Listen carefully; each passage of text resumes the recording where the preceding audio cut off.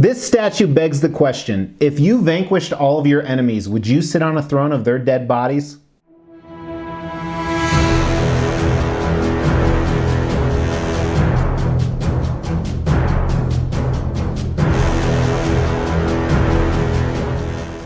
Welcome to the Extreme Channel. My name is Mr. X. Today is extra special. It's not just extra special because we're looking at this high-end collectible, but today is the very first day I'm shooting raw. It's just raw.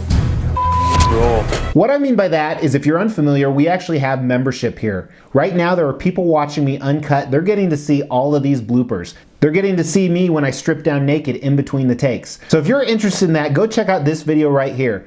In the very least, it's a very entertaining video. But today we're looking at this custom 1/4 scale Deadpool statue.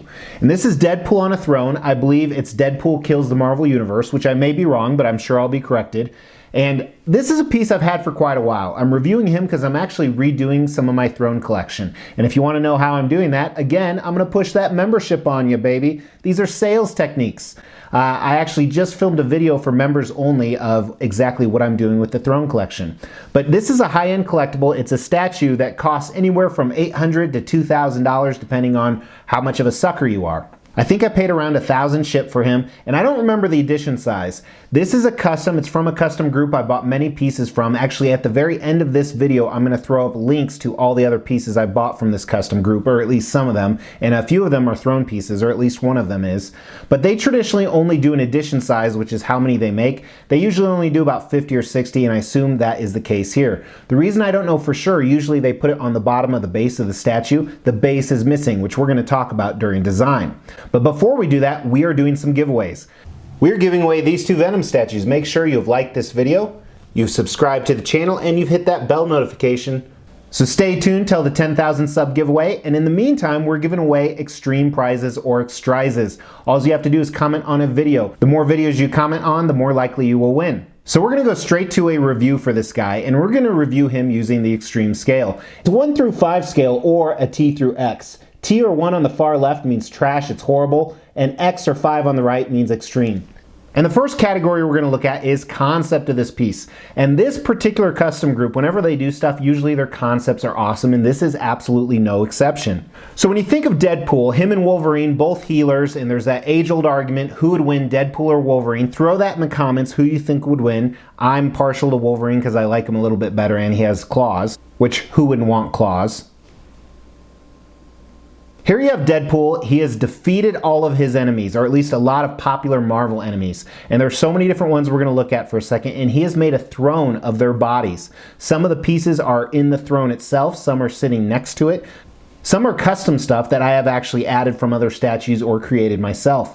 And he's sitting there very badass. It's like, hey, you want to mess with me? I've killed all these people. I'm the king. It's like every throne statue, to be honest with you, where they vanquished all their enemies, but they pulled it off really well, and there's so much going on, not only on the front of this that you're looking at now, but the back you're going to see in a second. So let's just take a look right now at all the different Marvel people involved in this statue, other than Deadpool, of course. You have Wolverine's head with a katana through it. You have Deadpool's dog. You have Iron Man's helmet. Here I have Sideshow's Thanos on throne head. You have the body of Thor. You actually have the hammer of him as well, but I have that with another statue. You have Mr. Fantastic wrapping everything together. You have Captain America's body. Here is Wolverine's body. Gambit's hand sticks out of the back. Punisher's shirt. Punisher's head, along with Captain's head. Spiderman's mask. Here I have a custom Infinity Gauntlet that I put on his hand. Behind him he has Silver Surfer's Captain America's shield. And of course, Hulk's hands make up the armrests. Awesome, awesome concept. As I said, I think it's actually derived from a comic book, but Deadpool with all of his enemies, I think the concept's an X. It's awesome. It's what he would do because he's kind of crazy and silly like that. Now we're going to talk about design, and this is where the piece falls apart, both figuratively and literally. First of all, earlier I said it doesn't have the base. I do have the base, I just display it without. Here's a picture, this isn't mine, I stole it from Facebook, but as you see, it is huge. It's too big. It just takes up way too much room for this piece. It's supposed to be some type of sand or something like that. So I just do it without it. There's a few parts that don't work as well, but you can make it all work. Now this does have a switch out. Check it out. You have a fully masked portrait. And this is the one I like. The other one I actually left in the box with the base. Here's another picture from online. I don't know whose this is. The mask is kind of torn up, which fits the theme of the statue a little bit better, I think. But with so many different things going on, I had a ton of breakages. That's just the realism of it. The dog's tail is broken. Thor's hair is broken. Also, things just don't sit in flush. That's the realism of it. Gambit's hand right here, I actually keep on the front because it doesn't, there's no magnet in this. I think they forgot the magnet, so it falls out where it's supposed to be in the back. Plus, I don't like it much in the back. That's what she said! The other big issue with this statue is tons of the display stuff is behind. That's where you have all the cool Mr. Fantastic, Captain America, and you completely miss it when you're just looking at the front. So I think that's a huge disadvantage. But let's look at some of these connections that just are not good. You check out Thor's head, doesn't fit in very well. Look at Mr. Fantastic here. This is completely off. I don't know if this is broken or it just doesn't fit.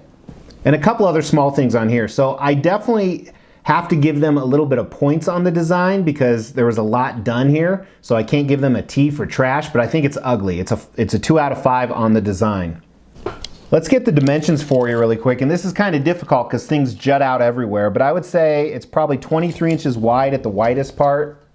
Tallest is about 18.5, and deep is probably about 22 inches from the top of this to Captain America's foot on the back, so it takes up a lot of room, but most throne pieces do. If you've seen me review pieces from this group before, you know that paint and sculpt is traditionally where it falls down a little bit.